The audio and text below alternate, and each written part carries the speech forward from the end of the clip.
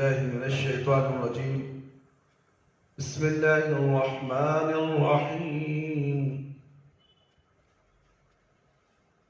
نحمده ونصلي على رسوله الكريم أما بعد فإن خير الحديث كتاب الله وخير الهدي هدي محمد صلى الله عليه وسلم وشر الأمور محدثاتها وكل محدثة بدعة وكل بدعة ضلالة وكل ضلالة في النار اما بعد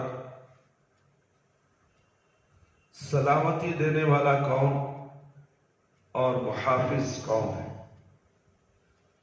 اس کے تعلق سے ایک دو حدیثیں آپ کے سامنے پیش کی جائے گی۔ اللہ کے رسول صلی اللہ علیہ وسلم نے فرمایا اللہم انت السلام منک السلام تبارکت یا ذا الجلال والاکرام۔ یہ مسلم کی حدیث ہے۔ المساجد باب استحباب الذکر بعد الصلاة، سلام پھرنے کے بعد اللہ کے نبی صلی اللہ علیہ وسلم اس دعا کو پڑھتے تھے، یعنی اس کا معنی یہ ہے اے اللہ تو سلام ہے، بدوں کو ہلاکتوں سے بچانے والا، اور تجھ سے ہی سلامتی کی امید کی جاتی ہے، اے جلالت و بزرگی کے مالک تو بڑی برکتوں والا۔ نبی کریم صلی اللہ علیہ وسلم جب نماز سے فارغ ہوتے اور سلام پھیر لے تو 3 مرتبہ استغفر اللہ استغفر اللہ استغفر اللہ پڑھتے۔ دوسری روایت میں ہے کہ آپ صلی اللہ علیہ وسلم سلام پھیرنے کے بعد یہ دعا بھی پڑھتے لا الہ الا اللہ وحدہ لا شریک لہ لہ الملک ولہ الحمد وہو علی کل شیء قدیر اللہم لا مانع لما اعطیت ولا معطی لما منعت ولا ينفع ذا الجد منک الجد۔ اللہ کے سوا کوئی معبود برحق نہیں، وہ اکیلا ہے، اس کا کوئی شریک نہیں، اسی کے لیے اللہ کے سوا، اسی کے لیے بادشاہی اور اسی کے لیے تعریفیں ہیں، اور وہ ہر چیز پر قادر ہے۔ اے اللہ، اسے دو دینے والا کوئی نہیں، اے اللہ جو چیز تو دے اسے کوئی روکنے والا نہیں۔ اللہ کوئی چیز دے دے کسی کو، کون ہے روکنے والا؟ بابا ہے، جن جن کی تم پوجا کرتے ہو روک کر تو دکھاؤ۔ جو چیز تو بادش دے دے اسے کوئی روکنے والا نہیں، اور جس چیز کو تو روک لے اسے دینے والا کوئی بھی نہیں۔ اللہ اکبر۔ اور کسی صاحب حیثیت کو تیرے مقابلے میں اس کی حیثیت فائدہ نہیں پہنچا سکتی۔ علاوہ عظیم نبی کریم صلی اللہ علیہ وسلم نے نمازوں کے بعد صحابہ اکرام کو یہ وظیفہ بھی پڑھنے کے لیے بتایا، سبحان اللہ 33 مرتبہ، الحمدللہ 33 مرتبہ، اور اللہ اکبر 34 مرتبہ۔ اور ایک روایت میں ہے جو شخص سبحان اللہ الحمدللہ اللہ اکبر 33 مرتبہ ہر نماز کے بعد پڑھے، اور 100 کی گنتی پوری کرنے کے لیے 1 مرتبہ لا الہ الا اللہ وحدہ لا شریک لہ لہ الملک ولہ الحمد وہو علی کل شیء قدیر۔ مسلم کی حدیث ہے 100 کی گنتی کرنے کے لیے کلمہ پڑھ لے، اے اللہ کے سوا کوئی سچا معبود برحق نہیں ہے، وہ اکیلا ہے، اس کا کوئی شریک نہیں، اس کی بادشاہی حکومت اور اسی کی ہی تعریف ہے، وہ ہر چیز پر کامل قدرت رکھنے والا ہے، تو اس کے سب صغیرہ گناہ معاف کر دیے جاتے ہیں، اگرچہ وہ سمندر کے جھاگ کے برابر ہی کیوں نہ ہو۔ سمجھ میں آ رہا ہے؟ پورے گناہ معاف کر دیے جاتے ہیں، سمندر کے برابر کے گناہ، کبیرہ گناہ نہیں، چھوٹے موٹے گناہ جو انسان کر دیتا ہے توبہ کرنے سے معاف ہوتے ہیں، یہاں توبہ کی ضرورت نہیں ہے، بس یہ عمل کر لے، ہر پانچوں وقت کی اوقات میں نمازوں کے بعد یہ ذکر و اذکار کر لے تو اس کے گناہ معاف کر دیے جاتے ہیں، چاہے وہ سمندر کی جھاگ کے برابر کیوں نہ ہو۔ اللہ اکبر، کتنا بڑا احسان اللہ رب العالمین کا۔ پانچوں وقت کی نمازوں میں ہو رہا ہے، مگر ہم مسلمان ہیں کہ ہم نماز ہی پڑھنا نہیں چاہتے۔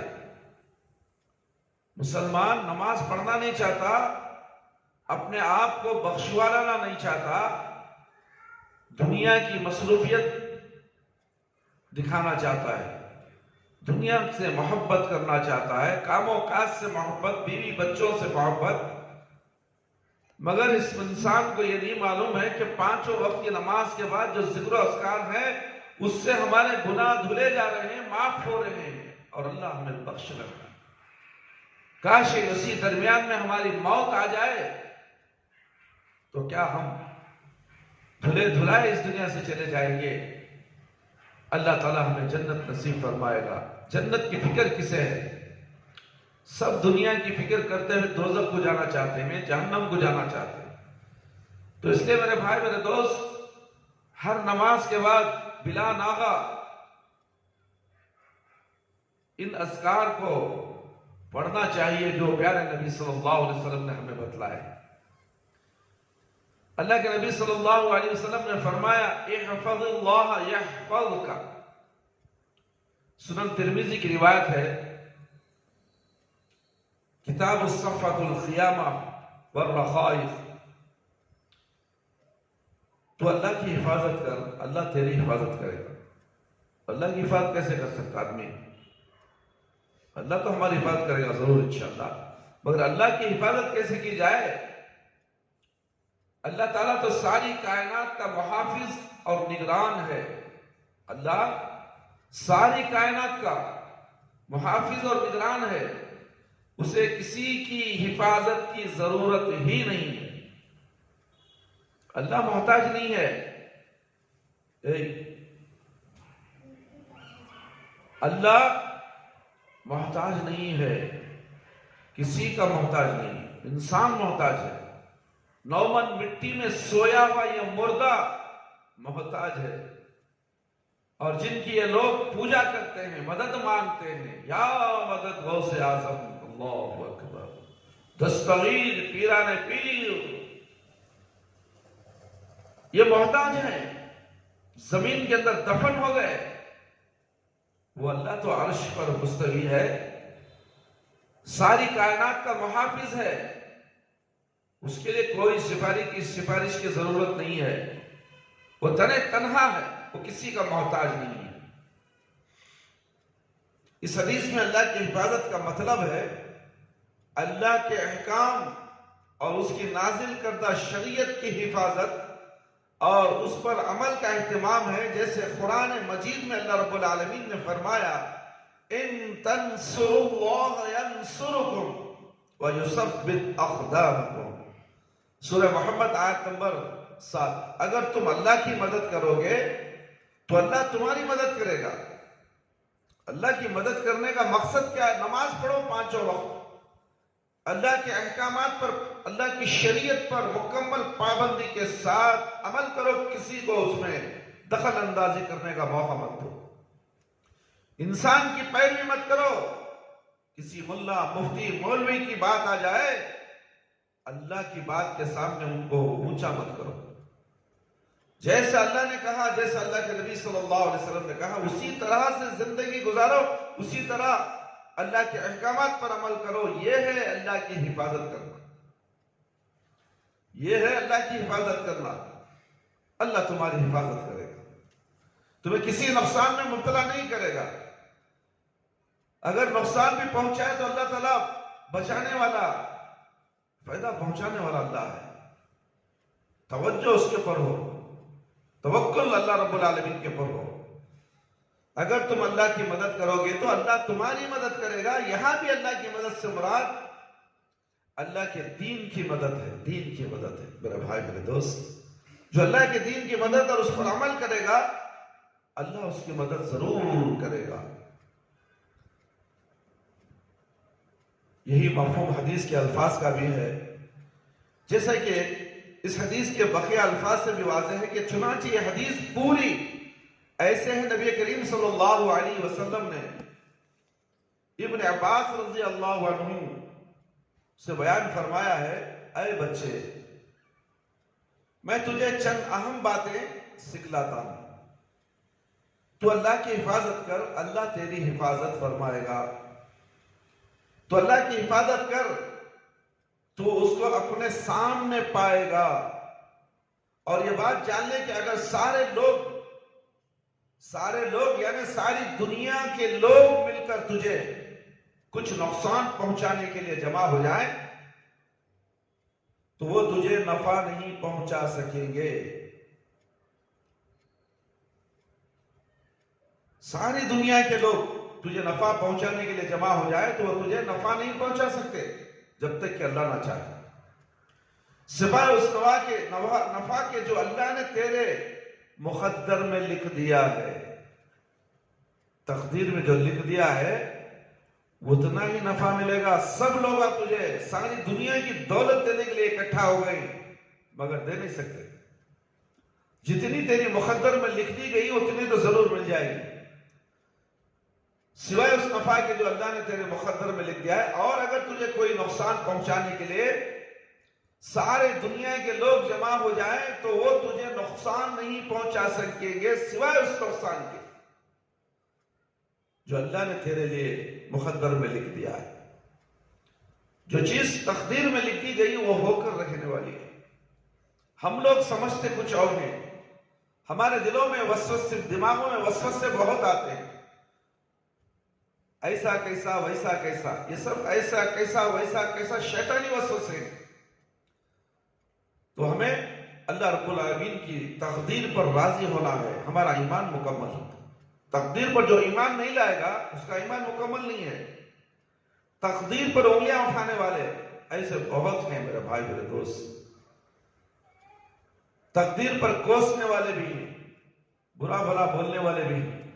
کیا یہ تقدیر لکھنا تھا، لکھا سے نہ مجھے مجھ ملیا سے تقدیر لکھنے، نہ جانے کیسے کیسے بے تکے الفاظ اللہ رب العالمین کے سامنے نکالتے ہیں۔ تو اس لیے ایسے الفاظ مت نکالو، مصیبت آ گئی صبر کرو، تقدیر میں لکھی ہوئی ہے مصیبت تمہارے لیے، صبر کرو، نماز پڑھو، اللہ کا ذکر اذکار کرو، اللہ تعالیٰ تمہاری ہر پریشانی کو دور کر دے گا۔ تقدیر کو بدلنے والی چیز یہ نماز اور دعا ہے۔ تقدیر کو بدلنے والی چیز صرف نماز کے بعد دعا جو کرو گے وہ تقدیر کو بدل دے گی۔ اللہ جو چاہے کر سکتا ہے، اللہ کے ہاتھ میں ہر چیز ہے۔ کسی بابا، کسی پیر، کسی مرشد کے ہاتھ میں کچھ نہیں ہے میرے بھائی میرے دوست، سمجھو تو صحیح میرے بھائی میرے دوست اور خواتین اسلام۔ بہرحال اللہ کے دین پر عمل کرنا چاہیے، اس کے مطابق زندگی گزارنا چاہیے، اور دینی اقتدار اور روایات کی حفاظت، شریعت کی حفاظت بھی کرنی چاہیے۔ اور دین جو تمہیں اللہ نے دیا ہے اس کی حفاظت کرو، اللہ تمہاری حفاظت کرے گا۔ دین جان لیے، عمل ایرے غیرے نتھو خیرے کے بولنے سے اس کے مطابق تم دین پر عمل کرو گے تو پھر دین جاننے کے بعد کسی ایرے غیرے کی بات سننا تو دین کی حفاظت تم نے کہاں کی؟ دین کون سا جو اللہ نے تمہیں دیا ہے؟ وہ دین جس نے شریعت پیارے نبی صلی اللہ علیہ وسلم کے پر اتاری ہے، وہ شریعت، وہ دین، اس کی حفاظت کرو۔ ویسے تو دین بہت قسم کے دین ہے، ہر ایک جنا اپنے طرز زندگی پر دین کی باتیں، کتابیں ڈھیر سارے لکھ کر کتب خانوں میں جمع کر دیے ہیں، جو قرآن و حدیث سے ہٹ کر ہیں، اپنے اپنے علماء کے اقوال درج کر دیے گئے ہیں اور قرآن و حدیث سے ٹکراتے ہیں۔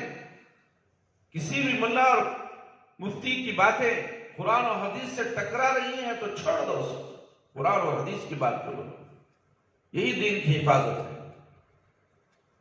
اور اس کی سربلندی میں کوشاں رہنا، اسے اونچا کرنے کی فکر کرتے رہنا جب تک ہم زندہ ہیں، اسے آگے بڑھانے کی کوشش کرنا، ہم نے جو دین سیکھا ہے وہ دوسروں تک پہنچائیں۔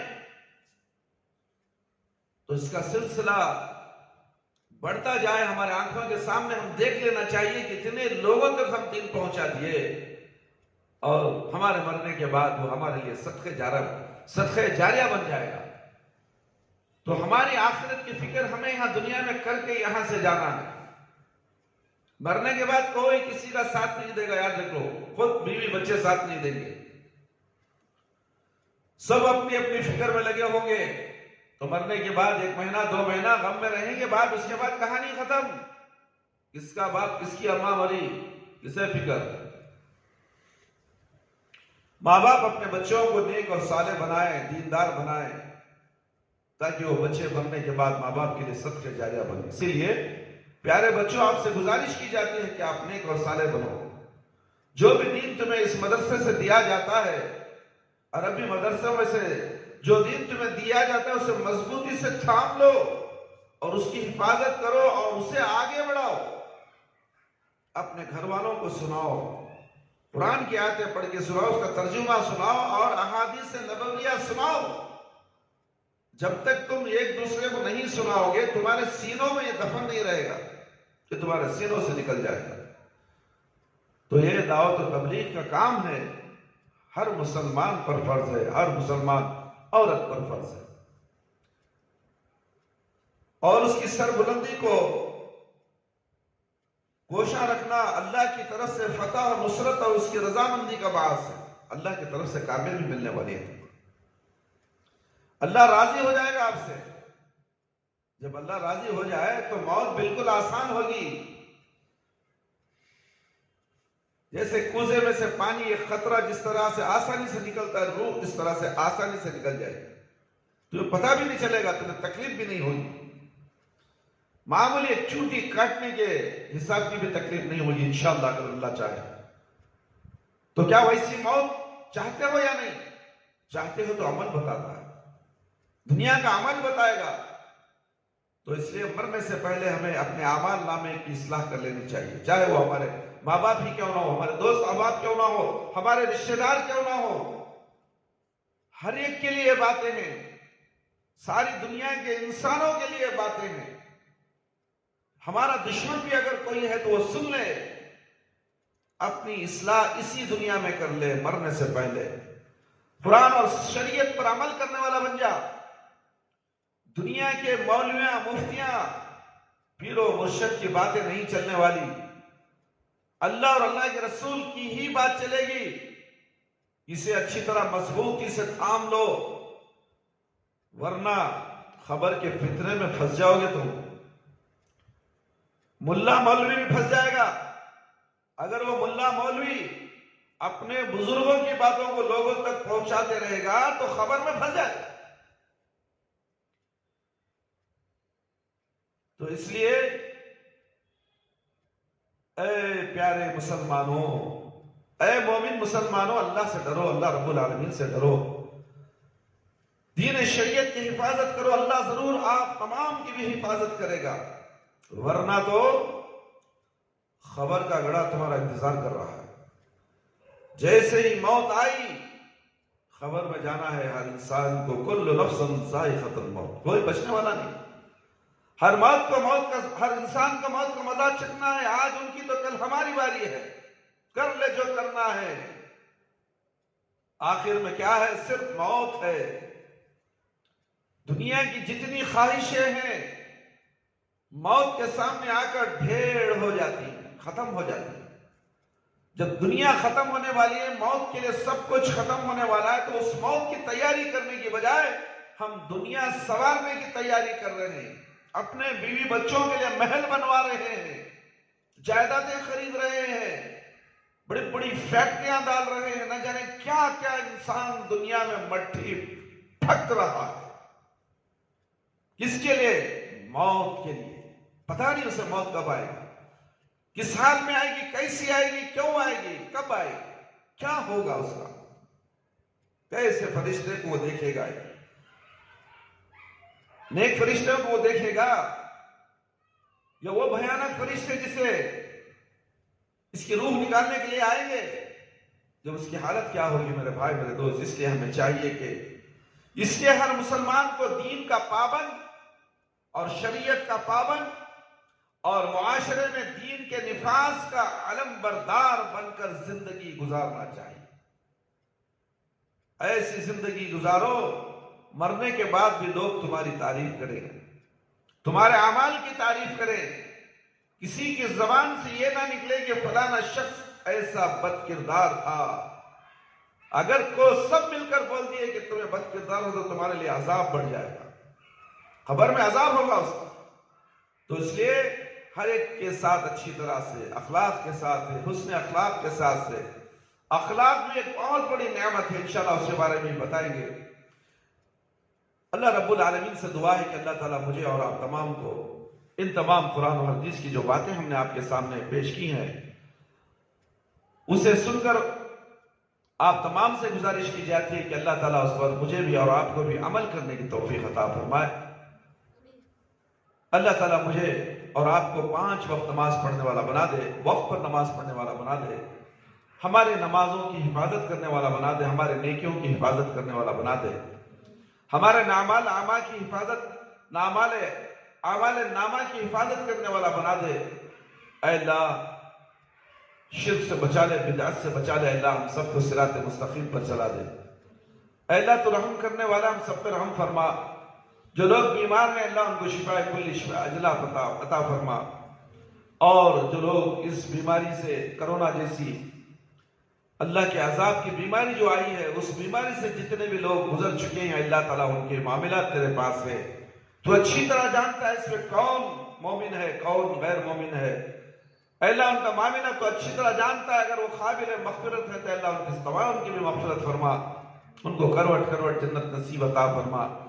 اے اللہ قبر کے عذاب سے بچا لے بدعت، اے اللہ قبر کے عذاب سے بچا لے، قبر کے سوالات بالکل آسان فرما، قبر کی تاریکی کو روشن بدل دے، میدان حشر میں رسوائی سے بچا لے۔ اے اللہ ہمیں موت دے تو ایمان کی حالت میں موت دے، جب ہماری روح ہمارے جسم سے نکلے تو اللہ ہماری زبان پر کلمہ لا الہ الا اللہ محمد الرسول اللہ جاری رہے۔